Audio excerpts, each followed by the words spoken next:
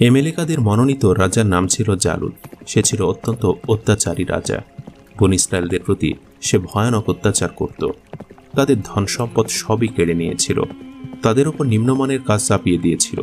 এমনকি বনী ইসরায়েলদের মধ্যকার সুন্দরী রমণীদেরকে জোরপূর্বক তার রাজমহলে নিয়ে যেত। জালুতের অত্যাচারে বনী ইসরায়েলরা অধিকাংশই দেশ ত্যাগ করে বাইতুল মুকাদ্দাসে আশ্রয় নিল। হযরত শামুয়েল আলাইহিস সালাম সেখানেই ছিলেন। ফলে বনী ইসরায়েলরা এ সময় একজন শক্তিশালী বাদশার আবির্ভাবের জন্য হযরত শামুয়েল আলাইহিস সালামের নিকট প্রার্থনা করল। হযরত শামুয়েল আলাইহিস সালাম বনী ইসরায়েলদের এই অবস্থা দেখে আর সহ্য করতে পারলেন না। তাই তিনি আল্লাহর দরবারে একজন সাহসী, শক্তিশালী ও ধর্মপরায়ণ বাদশার আবির্ভাবের জন্য প্রার্থনা করলেন। অতঃপর আল্লাহ তাআলা নবীর দোয়া কবুল করে হযরত জিবরাইল আলাইহিস সালামকে নবীর নিকট প্রেরণ করে একখানি মাপকাঠি দিলেন এবং বললেন, বনী ইসরায়েলদের মধ্যে যিনি এ মাপকাঠির বরাবর হবে তিনি বনী ইসরায়েলদের বাদশা হবে। এই ঘোষণার পরে একাধারে সমস্ত মানুষ মাপতে আরম্ভ করল, কিন্তু কেউই সে মাপকাঠির সমান বা বরাবর হল না। অতঃপর একদিন এক মেষ রাখাল এসে যখন মাপ দিল তখন তার মাপকাঠির বরাবর হল। তার নাম ছিল তালুত। তখন হযরত শামুয়েল আলাইহিস সালাম তাকে কিছু প্রশ্ন করে পরীক্ষা করে নিলেন এবং সে সমস্ত পরীক্ষায় উত্তীর্ণ হল। অতঃপর নবী এই ব্যক্তিকে বনী ইসরায়েলদের বাদশা বলে ঘোষণা দিলেন। নবী তাকে জালুতের বিরুদ্ধে অনতিবিলম্বে যুদ্ধ করার কথা বললেন। তালুত এক বাক্যে তা স্বীকার করে সেই মুহূর্ত থেকে যুদ্ধের প্রস্তুতি নিতে আরম্ভ করে দিলেন। অতঃপর নবী বনী ইসরায়েলদেরকে তালুতের সাথে যুদ্ধযাত্রার জন্য আদেশ দিলেন, কিন্তু অনেকে তালুতকে মেষ রাখাল বলে বিদ্রূপ করল। নবী তাদেরকে বললেন, আল্লাহ তাআলার পক্ষ থেকে তালুতকে তোমাদের নেতা করে পাঠানো হয়েছে। অতএব তোমরা বিনা প্রতিবাদে তার পেছনে সারিবদ্ধ হও। যদি তোমরা এবারের যুদ্ধযাত্রার কোনো রূপে অবহেলা প্রদর্শন করো তাহলে আল্লাহ তোমাদেরকে পুনরায় দুঃখ কষ্ট নিপতিত করবেন এবং তখন তোমরা একটা পশুর মর্যাদাও লাভ করতে সক্ষম হবে না। মৃগাল শিয়াল এর ন্যায় ঘৃণার পাত্র হিসাবে জঘন্য পরিণতির দিকে অগ্রসর হবে, কেউ তা রোধ করতে পারবে না। কিন্তু বনী ইসরায়েলরা চিরদিনই টেরাবুদ্ধি লোক ছিল। এবারেও তারা পূর্বপুরুষের স্বভাব পরিত্যাগ করতে পারল না। তাই তারা নবীকে বলল, তালুত যে আল্লাহর মনোনীত বাদশা, তার কোনো উপযুক্ত প্রমাণ দিন, তাহলে আমরা তার তাবেদারি করে যাব এবং কোনো দ্বিমত পোষণ করব না। তখন হযরত শামুয়েল আলাইহিস সালাম বললেন, তাবুত নামক আশ্চর্য সিন্ধুকটি আজ শত্রু কবলিত অবস্থায় আছে, তোমরা কেউ তা উদ্ধার করতে সক্ষম নও। তালুত যদি আল্লাহ তাআলার মনোনীত বাদশা হয়ে থাকে তাহলে সে আজ দিনের মধ্যে সেটি উদ্ধার করে আনতে সক্ষম হবে, আর যদি আল্লাহ তাআলার মনোনীত না হয় তবে সে সিন্ধুকটি উদ্ধার করতে পারবে না। মনে রেখো, তোমাদের মধ্যে যদি কেউ আজ দিনের ভেতরে সিন্ধুকটি উদ্ধার করতে পারো তাহলে আমি তাকে বাদশা বলে ঘোষণা দিব। বনী ইসরায়েলরা একথা শুনে নির্বাক হয়ে গেল, কারণ তাবুত নামের সিন্ধুকটি এমেলেকেদের রাজা জালুতের গোদামে রক্ষিত আছে বলে সকলের জানা ছিল। সেটা উদ্ধার করা স্বাভাবিক কথা নয়। তাই সকলে ধীর হয়ে বসে রইল, কারো মুখ থেকে কোনো কথা বের হলো না। অতঃপর হযরত শামুয়েল আলাইহিস সালাম তালুতকে ডেকে বললেন, তুমি সোজা পূর্ব দিকে মরুভূমিতে চলে যাও, সেখানে একজন গাড়ি বহনকারীর সাথে সাক্ষাৎ পাবে। তুমি গাড়িতে উঠে তাকে গাড়ি এদিকে চালিয়ে নিয়ে আসতে বলবে। তালুত নবীর কথা অনুসারে তাৎক্ষণিক পূর্ব দিকের মরুভূমির মাঝে গিয়ে দেখেন দুজন মানুষ একটি গাড়ি টেনে নিয়ে আসছে, গাড়ির উপর একটি বাক্স। তখন তিনি গাড়ির ওপর গিয়ে বসলেন এবং চালকদেরকে গাড়ি এদিকে চালানোর আদেশ দিলেন। চালকরা তখনই গাড়ি ঘুরিয়ে এদিকে চালাতে আরম্ভ করল। অল্প সময়ের মধ্যে তালুত সিন্ধুক নিয়ে নবীর কাছে পৌঁছে গেল। তখন নবী বনী ইসরায়েলদেরকে ডেকে তা দেখালো এবং তালুতের বাদশাহীর স্বীকৃতি দিতে বললেন। বনী ইসরায়েলরা তখন বাধ্য হয়ে তালুতের নেতৃত্ব স্বীকার করে নিল। তালুত তখন বনী ইসরায়েলকে জালুতের বিরুদ্ধে যুদ্ধযাত্রার জন্য তড়িৎ প্রস্তুতি নিতে বললেন। হযরত শামুয়েল আলাইহিস সালাম একটি লোহার বর্ম তালুতকে দান করে বললেন, এ বর্ম যার শরীরে মানাবে এবং মাপে খাটবে, জালুত তার হাতে নিহত হবে। অতঃপর তালুত সে বর্মটি পরলেন এবং দেখা গেল তার শরীরে বর্মটি উপযুক্তভাবে মানিয়েছে। তখন নবী তাকে বলল, এখন যুদ্ধযাত্রা আরম্ভ করো। অতঃপর তালুত হযরত শামুয়েল আলাইহিস সালামের নিকট থেকে বিদায় নিয়ে যুদ্ধযাত্রা আরম্ভ করলেন। তার সাথে প্রায় ৮০,০০০ বনী ইসরায়েল সৈন্য এগিয়ে চলল। ওদিকে জালুতের গুপ্তচরেরা তালুতের আক্রমণের কথা জালুতকে জানিয়ে দিল। তারা এ খবর জানতে পেরে তড়িৎ রণসজ্জায় সজ্জিত হল। তালুত সৈন্যদেরকে নিয়ে পথ চলতে আরম্ভ করলেন।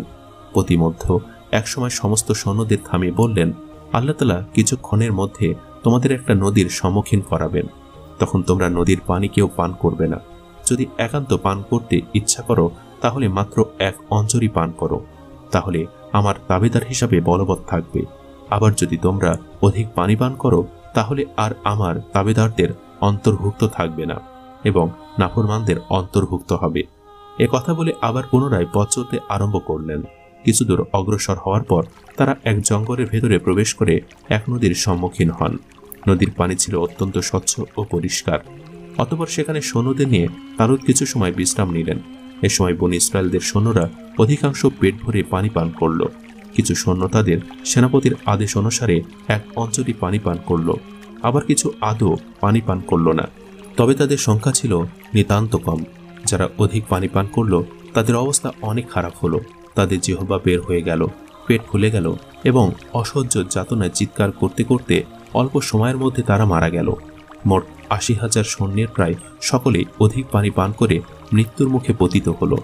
যারা অল্প পানি পান করেছিল তাদের সংখ্যা ছিল মাত্র 313 জন। তারা সকলেই সুস্থ ছিল। তালুত অল্প সংখ্যক সৈন্য নিয়ে জালুতের সাথে যুদ্ধ করতে অগ্রসর হলেন। অল্প সংখ্যক সৈন্যদের মাঝে ছিলেন যুবক হযরত দাউদ আলাইহিস সালাম, তার 6 ভাই ও পিতা। হযরত দাউদ আলাইহিস সালাম এই যাত্রার পথ চলার সময় মাঠ থেকে 3টি পাথর কুড়িয়ে নিয়েছিলেন। এই পাথরগুলো তার নিকট সংরক্ষিত ছিল। তিনি যুদ্ধের জন্য এই পাথরকে সর্বশ্রেষ্ঠ অস্ত্র মনে করে বুকের সাথে লাগিয়ে রেখেছিলেন। ওদিকে জালুত কয়েক লক্ষ অস্ত্রধারী সৈন্য নিয়ে তালুতের সৈন্যদের অপেক্ষায় পথে বসেছিল। যখন জালুত দেখল মাত্র 313 জন সৈন্য নিয়ে তালুত যুদ্ধ ময়দানে সে হাজির হয়েছে, তখন সে একটি অট্ট হাসি দিয়ে বললেন, এ ক্ষুদ্র দলের সাথে যুদ্ধে অবতীর্ণ হওয়া অত্যন্ত লজ্জাকর ব্যাপার। বনী ইসরায়েল সৈন্যরা জালুতের বিশাল বাহিনী দেখে বলল, আমরা ক্ষুদ্র সংখ্যক সৈন্যরা এ বিশাল বাহিনীর সাথে মোকাবেলা করতে পারব না। অতএব আমাদের আত্মসমর্পণ করা ছাড়া আর কোনো উপায় নেই। আবার কেউ কেউ বলল, আমরা যদিও সংখ্যায় কম, তবে আল্লাহ আমাদের সাথে আছেন। অতএব আমরা এ বিশাল সৈন্য বাহিনীর সাথে মোকাবেলা করব। নিশ্চয়ই আল্লাহ আমাদেরকে সাহায্য করবেন। অনেক ক্ষেত্রে আল্লাহ তাআলা ক্ষুদ্র দলকে বিশাল বাহিনীর মোকাবেলায় জয়যুক্ত করে থাকেন। অতঃপর বনী ইসরায়েলরা জালুতের সৈন্যদের সম্মুখে এসে হাজির হলো। তখন আল্লাহর দরবারে ফরিয়াদ করে তারা বলল, হে দয়াময়, আমরা তোমার নবীর নির্দেশক্রমে এ জেহাদে অবতীর্ণ হয়েছি। তুমি আমাদের সাহায্য করো যেন আমরা কাফেরদের সাথে যুদ্ধে বিজয়ী হতে সক্ষম হই। তুমি আমাদেরকে দৃঢ় রেখো, আমাদের প্রয়োজনীয় শক্তি দান করো। জালুত বনী ইসরায়েলের নগণ্য সৈন্য দেখে দূত প্রেরণ করে তালুতকে জানিয়ে দিয়ে বলল, তোমার ক্ষুদ্র দলের সাথে যুদ্ধে প্রবৃত্ত হলে আমার ইজ্জত রক্ষা পাবে না। তার চাইতে তোমরা আমার কাছে আত্মসমর্পণ করো। যদি এ কথায় তোমরা রাজি না হও, তবে প্রথমে আমার একার সাথে তুমি মল্লযুদ্ধে অবতীর্ণ হও, যার মাধ্যমে আমি পরীক্ষা করে দেখব যে তোমরা যুদ্ধে লায়েক কিনা। জালুতের কথা শুনে তালুত দূতকে বলে দিলেন, জালুত যেন আমাদের ক্ষুদ্র দল দেখে মনে না করে যে আমরা দুর্বল।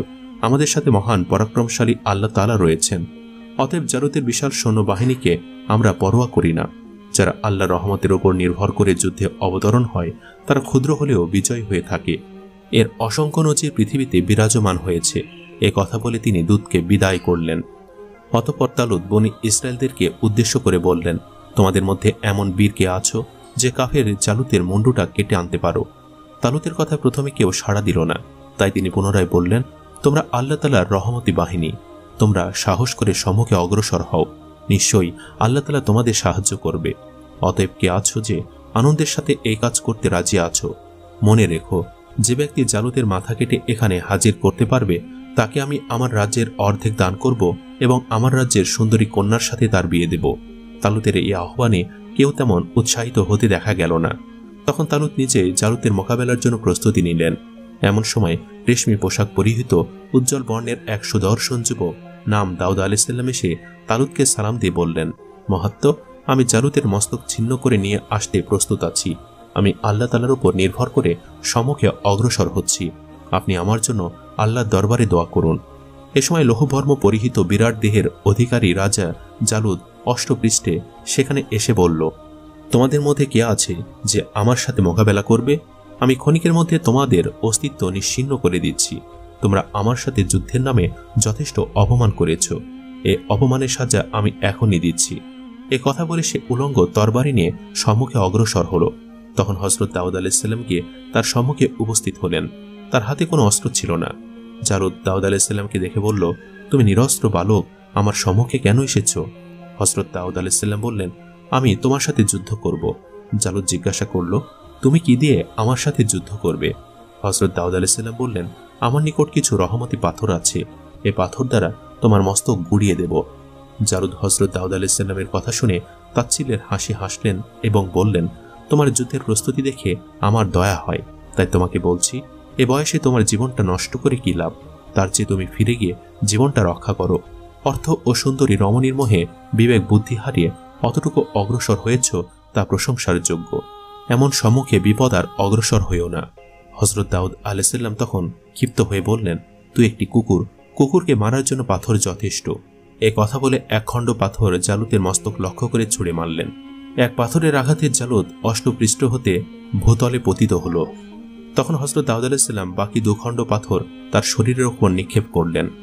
কোন তাফসীর কারক লিখেছেন, এক খণ্ড পাথর নিক্ষেপ করে জালুতকে খতম করার পরে বাকি দুই খণ্ড পাথর তার সৈন্যদের প্রতি নিক্ষেপ করা হয়, যাতে সমস্ত ময়দানের বিশাল বাহিনী সমূলে ধ্বংসপ্রাপ্ত হয়। জালুত ও তার সেনাবাহিনীকে ধ্বংস করার পরে তালুত তার রাজ্য দখল করেন এবং একচ্ছত্র অধিপতি হিসাবে রাজ্য পরিচালনা আরম্ভ করেন। এদিকে তালুত হযরত দাউদ আলাইহিস সালামকে অর্ধ রাজ্যদান ও কন্যার বিবাহ সম্পাদনের কথা সম্পূর্ণ ভুলে যান।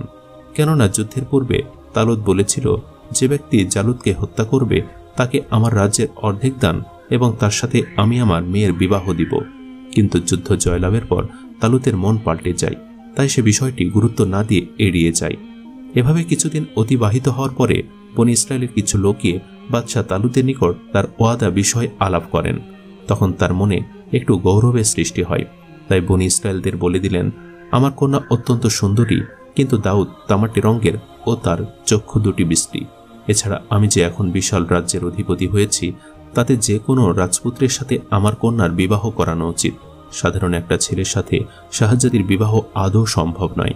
দ্বিতীয় অর্ধেক রাজ্যের কথা বলেছিলাম বটে, কিন্তু সে তো আমার সঙ্গী হিসাবে আমার বর্ম পরিধান করে যুদ্ধ ময়দানে গিয়ে জালুতকে পাথর নিক্ষেপ করেছে। আমার সহায়তা ছাড়া একা গিয়ে জালুতকে হত্যা করতে সক্ষম হয়নি। এছাড়া জালুতের মুণ্ডুচ্ছেদ করে আমার সম্মুখে হাজির করতে সক্ষম হয়নি। অতএব এ আংশিক কাজের জন্য রাজ্য দানের কথা আমি ঘোষণা দেইনি। তালুত শয়তানের ধোকায় নিজ ওয়াদা আর রক্ষা করল না। বনী ইসরায়েলদের লোকেরা হযরত দাউদ আলাইহিস সালামের নিকট এ খবর জানলেন। হযরত দাউদ আলাইহিস সালাম তখন বললেন, আমি তালুতের কন্যা বিবাহ এবং রাজ্য লাভের প্রত্যাশী নই। এ কথা বলে তিনি তার ভাই ও পিতাকে নিয়ে শামুয়েলের নিকট চলে যান। হযরত শামুয়েল আলাইহিস সালাম হযরত দাউদ আলাইহিস সালামকে দেখে বললেন, এ যুবক একদিন নবুয়তি লাভ করবে এবং সমগ্র দেশের অধিপতি হবে। তোমরা সকলে তার কদর করো এবং তার কথা অনুসারে চলার চেষ্টা করো, এতে তোমাদের মঙ্গল হবে। অতঃপর হযরত দাউদ আলাইহিস সালাম ৭০ জন সঙ্গী নিয়ে পার্বত্য এলাকায় চলে গেলেন। সেখানে গিয়ে তিনি একখানা মসজিদ তৈরি করে গভীর ইবাদত বন্দেগীতে মশগুল হলেন। হযরত দাউদ আলাইহিস সালামের নির্জন পর্বতে ধ্যান মগ্ন দেখে অনেক লোকের ভয় হলো।